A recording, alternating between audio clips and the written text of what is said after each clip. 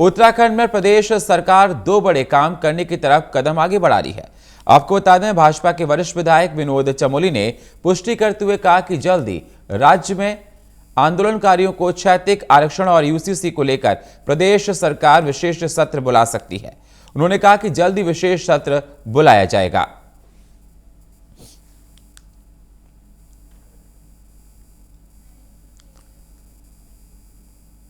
तो आपको बता दें, देहरादून से प्रदेश सरकार दो बड़े काम कर सकती है और सत्र को बुला सकती है। तो बीजेपी के वरिष्ठ विधायक विनोद चमोली ने इसकी पुष्टि की है।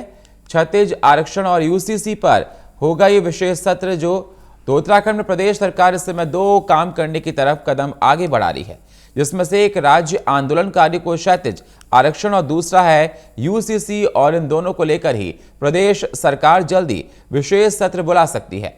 वहीं इस बात की पुष्टि खुद भाजपा के वरिष्ठ विधायक विनोद चमोली ने भी की है। उन्होंने कहा कि जल्दी विशेष सत्र बुलाया जाएगा, फिर चाहे यूसीसी को लेकर हो या फिर राज्य आंदोलनकारी को क्षैतिज आरक्षण देने का मामला, इन दोनों को लेकर ही विशेष सत्र बुलाया जाएगा।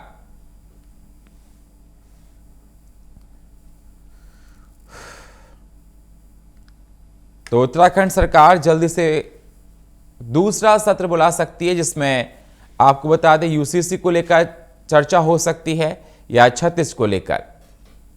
तो बीजेपी के वरिष्ठ विधायक विनोद चमोली ने इसकी पुष्टि की है।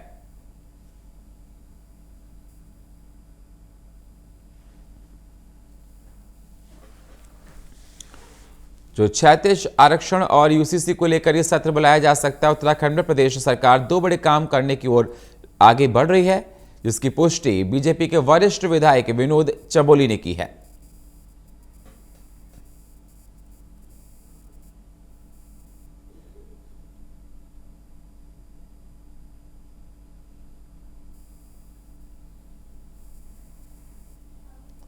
तो प्रदेश सरकार दो बड़े काम और आगे बढ़ा रही है और बीजेपी के वरिष्ठ विधायक विनोद चमोली ने इसकी पुष्टि की है। उन्होंने कहा कि सत्र को बुलाया जा सकता है, जिसमें यूसीसी और क्षैतिज आरक्षण का चर्चा हो सकती है, लेकर विशेष सत्र बुलाया जा सकता है।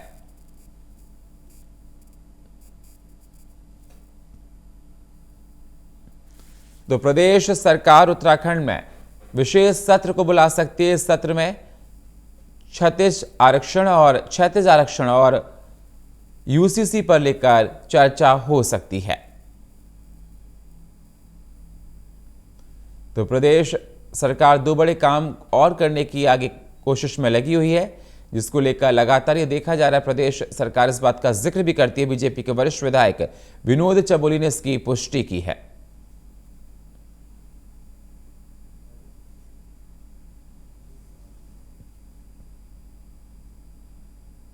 तो प्रदेश सरकार दो बड़े काम की ओर आगे बढ़ रही है।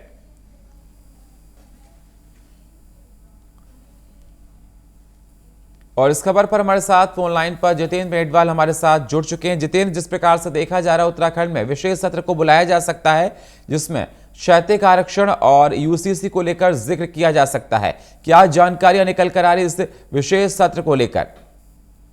देखिए, जाहिर सी बात है, क्योंकि मुख्यमंत्री खुद इस बात की घोषणा कर चुके हैं अनौपचारिक रूप से कि जो समान नागरिक संहिता कानून है वो उत्तराखंड देश का पहला राज्य होने जा रहा है और संभवतः इसी माह से उत्तराखंड में उसे लागू कर दिया जाएगा। तो उसको देखते हुए उत्तराखंड में जो प्रदेश सरकार है दो बड़े काम करने की तरफ कदम बढ़ा रही है। इसमें एक है राज्य आंदोलनकारियों को क्षैतिज आरक्षण और दूसरा यूसीसी, और इन दोनों को लेकर ये प्रदेश सरकार जल्द ही एक विशेष सत्र बुला सकती है। इस बात की पुष्टि खुद भाजपा के जो वरिष्ठ विधायक है विनोद चमोली, उन्होंने भी की है और मुख्यमंत्री ने भी इस ओर इशारा कर दिया है कि जल्दी ही ये कानून उत्तराखंड में लागू कर दिया जाएगा। तो उसको लेकर एक विशेष सत्र बुलाया जाना है, फिर चाहे यूसीसी को लेकर हो या राज्य आंदोलनकारियों के क्षैतिज आरक्षण का मामला हो, इन दोनों के लिए ही इस सत्र की आवश्यकता है और संभवतः जनवरी माह में भी ये विशेष सत्र बुलाया जाएगा और उसके बाद ये जो कानून है ये प्रदेश में लागू कर दिए जाएंगे। जितेंद्र, यूसीसी को लेकर पिछले लंबे समय से मुख्यमंत्री पुष्कर सिंह धामी लगातार बोलते आ रहे हैं और उनका कहना है कि इसका ड्राफ्ट भी तैयार है, सब कुछ जल्दी अगर ठीक रहा तो जल्दी उत्तराखंड में लागू किया जाएगा। मैं आपसे जानना चाहता हूं, अगर यूसीसी को पहले लागू कर दिया लोकसभा चुनाव से पहले, तो क्या उत्तराखंड में इससे कुछ और बीजेपी को बढ़त मिलती हुई दिखाई देगी? जैसे अगर देखा जाए, लगातार बीजेपी यही बात कहती है कि पांचों की 5 लोकसभा सीटों को हम जीतने वाले हैं। तो मेरा आपसे ये कहना है कि बीजेपी के वोट बैंक को कितना ये बदलने की कोशिश करेगा यूसीसी अगर लागू हो जाता है तो? देखिए, इससे बहुत बड़ा बदलाव मुझे नहीं लगता कि उत्तराखंड की राजनीति में बीजेपी को कोई फायदा या नुकसान होने जा रहा होगा, क्योंकि यहाँ पर ज्यादा स्थितियां इस तरफ नहीं जाती हैं कि जो जातीय समीकरण हो या जो धार्मिक रूप से जो राजनीति हो उसका कोई ज्यादा असर पड़ेगा, क्योंकि पिछला इतिहास रहा है। उत्तराखंड की जनता ने समय समय पर जो है दोनों दलों को परखने की कोशिश की है और विकास के नाम पर वोट किया है। फिर चाहे कांग्रेस के 5 सांसदों की जीतने की बात हो, बीजेपी के 5 सांसदों की जीतने की बात हो, लगातार यहाँ पर ऐसा ज्यादातर देखा जाता है कि विकास के नाम पर उत्तराखंड की जनता वोट करती है। और ये कानून अगर लागू हो भी जाएगा तो मुझे नहीं लगता कि बहुत ज्यादा फर्क इस कानून के लागू होने या न होने से उत्तराखंड की राजनीति में कुछ बदलाव लाएगा और बीजेपी को कुछ नुकसान होगा। जितेंद्र, क्षैतिज आरक्षण को लेकर भी जिक्र किया जा रहा है कि विशेष सत्र में इसको लेकर भी चर्चा हो सकती है। देखिए, काफी लंबी मांग ये है और ये बहुत जरूरी भी है, क्योंकि उन्हीं राज्य आंदोलनकारियों की बदौलत आज ये सरकारें यहाँ पर अपनी सरकारी कामकाज चला रहे हैं, या विभिन्न जो दलों के लोग हैं वो अपनी राजनीतिक सत्ता का सुख भोग रहे हैं। आंदोलनकारी न होते तो राज्य का भी अस्तित्व में नहीं आता।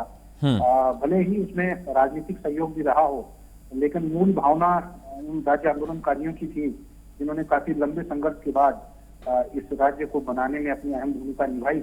और दुर्भाग्य से सरकारों ने राज्य आंदोलनकारियों की हमेशा से सभी सरकारों ने उपेक्षा की है। जो क्षैतिज आरक्षण का मामला है, इतने सालों बाद भी अगर राज्य के आंदोलनकारियों को अपनी मांगों को लेकर लड़ना पड़ रहा है, सरकार को विवश करना पड़ रहा है या फिर आंदोलन करना पड़ रहे हैं, तो इन सरकारों के लिए भी ये बहुत अच्छी बात नहीं है। इन्हें भी कहीं ना कहीं आत्मग्लानि होनी चाहिए कि जिन राज्य आंदोलनकारियों की बदौलत आज हम सरकारें बना रहे हैं या सरकारों में स्थापित हैं, उन्हीं के भविष्य के साथ हम लोगों ने खिलवाड़ किया है या वही आज उपेक्षा के शिकार हैं। तो ये क्षैतिज आरक्षण का मामला बहुत पहले इसको हो जाना चाहिए था, लेकिन दुर्भाग्य है कि अभी तक ये मामला लटका हुआ है और ज्यादा ध्यान सरकारों ने इस ओर नहीं दिया है। तो संभवतः इस बार क्षैतिज आरक्षण का मुद्दा भी हल हो जाएगा, इसका कोई ना कोई हल जरूर निकलेगा, ऐसी संभावनाएं जताई जा रही है। बिल्कुल जितेंद्र, आप हमारे साथ बने रहिए। अगली खबर देहरादून से है, जहां अब ऐप के माध्यम से भी टैक्स को जमा किया जा सकता है। नगर निगम के कर अधीक्षक धर्मेश पैन्यूली ने बताया कि ऑनलाइन टैक्स जमा करने से हर महीने 50 लाख से 1 करोड़ रुपए का जमा होते हैं। उन्होंने कहा कि ऐप के जरिए टैक्स जमा करने से काफी अच्छा रिस्पांस देखने को मिल रहा है और लोग टैक्स को बढ़ चढ़कर जमा कर रहे हैं। उसमें भी काफ़ी अच्छा रिस्पांस आ रहा है हमारे ऐप के माध्यम से, और ये ऑनलाइन भी लोग बढ़ चढ़कर टैक्स जमा करा रहे हैं। और प्रत्येक माह में लगभग हमारा जो है 50 लाख के करीबन 50 लाख से 1 करोड़ के बीच में हमारा जो है टैक्स ऑनलाइन भी जमा होता है और ऐप के माध्यम से भी लोग अपना जमा करा रहे हैं। जितेंद्र हमारे सहयोगी देहरादून से हमारे साथ जुड़े हुए। जितेंद्र, जिस प्रकार से देखा जाए कि ऐप के जरिए आप टैक्स जमा कर रहे हो, उसमें ये देखा जा रहा है कि पहले जो लोगों को परेशानियां नहीं होंगी, लोग टैक्स ऐप के जरिए ज्यादा जमा कर रहे हैं। किस प्रकार से इसको देखा जाए? देखिए, जाहिर सी बात है कि अगर सहूलियत कहीं किसी को मिलती है तो उसमें उत्साह भी लोगों के पास रहता है और समय की बचत भी इससे होगी, क्योंकि नगर निगम ने अब एक ऐप अपना जारी किया है, जिस ऐप के माध्यम से अब आम जनमानस जो है अपना टैक्स का भुगतान ऑनलाइन कर सकता है। जो कर अधीक्षक हैं धर्मेश पैन्यूली, उन्होंने बताया है कि ऐप के माध्यम से भी लोग बढ़ चढ़ कर टैक्स को जमा कर रहे हैं और काफी अच्छा रिस्पॉन्स इसका देखने को मिल रहा है।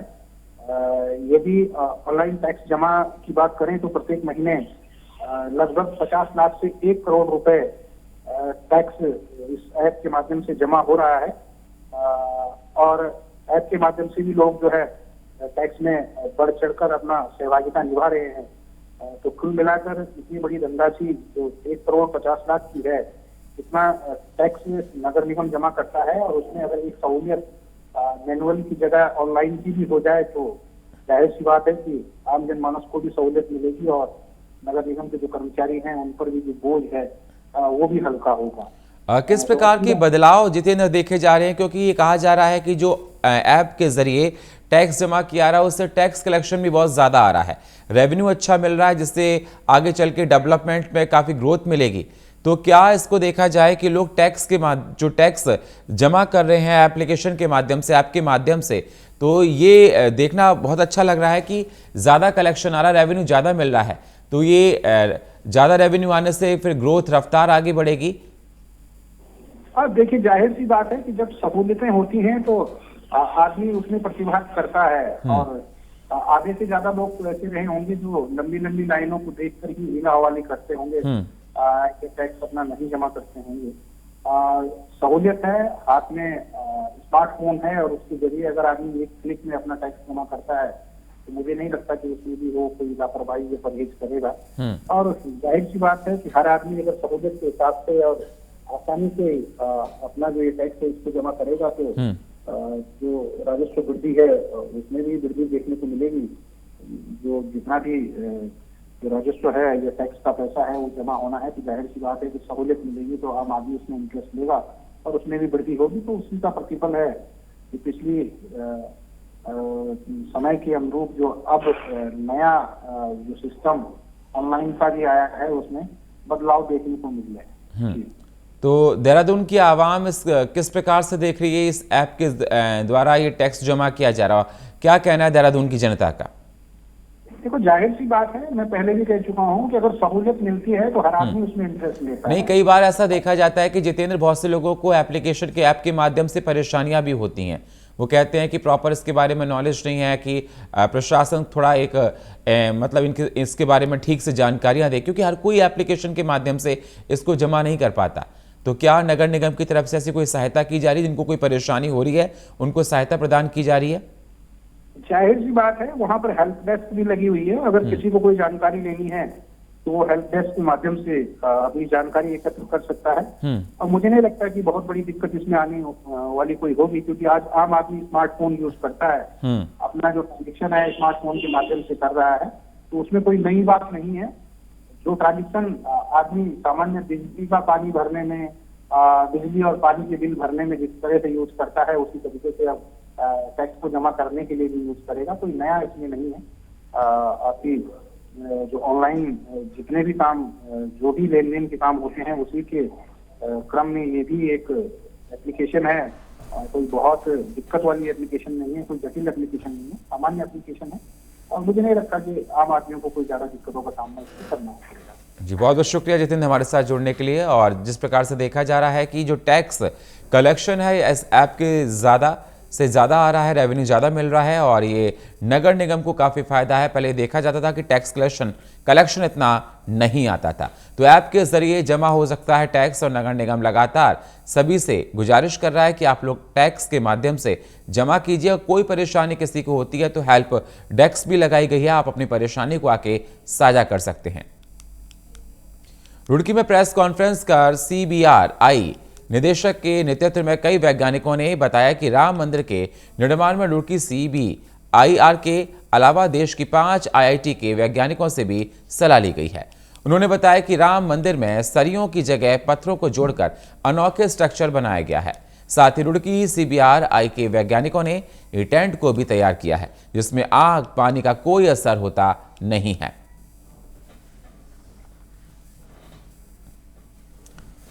तो आपको बता दें, रुड़की राम मंदिर के निर्माण में CBRI की अहम भूमिका है। 10 से 12 वैज्ञानिकों की टीम कर रही है इस पर काम, और राम मंदिर की नींव के अलावा संरचनात्मक डिजाइन तैयार की है।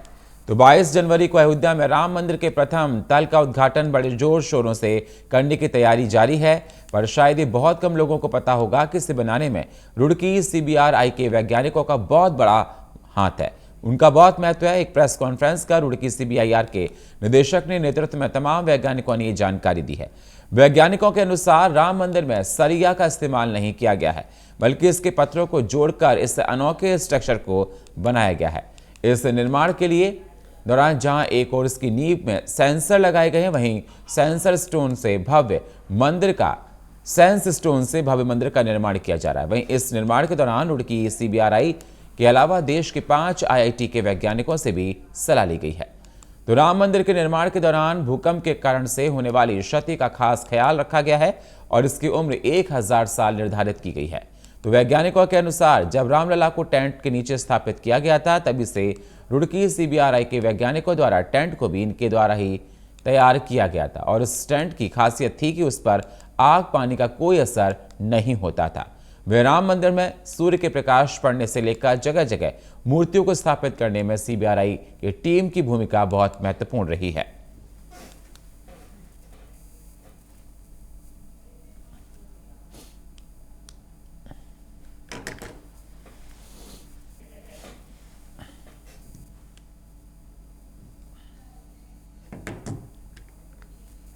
देहरादून के गढ़ी कैंट डोकरा में कैबिनेट मंत्री गणेश जोशी ने कल श्री राम जन्मभूमि तीर्थ क्षेत्र अयोध्या से आए पुक्षित अक्षत कलश शोभा यात्रा कार्यक्रम में प्रतिभाग किया।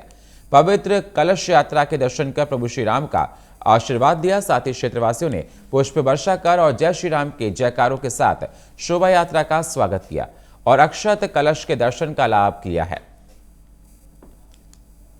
तस्वीरों में आप देखिए किस प्रकार से उल्लास देखा जा रहा है देहरादून में, जो अक्षत भिजवाए गए हैं राम मंदिर ट्रस्ट की तरफ से देहरादून में। तस्वीरें आप देखिए और अंदाजा लगाइए कि किस प्रकार की ऊर्जा लोगों में नजर आ रही है। कार्यक्रम में शामिल हुए हैं कैबिनेट मंत्री गणेश जोशी और बीजेपी ये अक्षत को घर घर बांट रही है।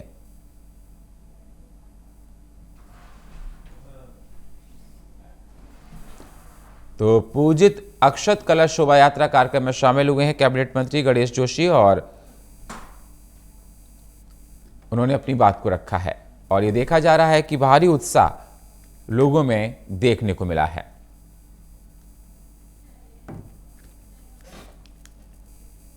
देहरादून के सरदार पटेल भवन में उत्तराखंड के DGP अभिनव कुमार ने प्रेस कॉन्फ्रेंस की।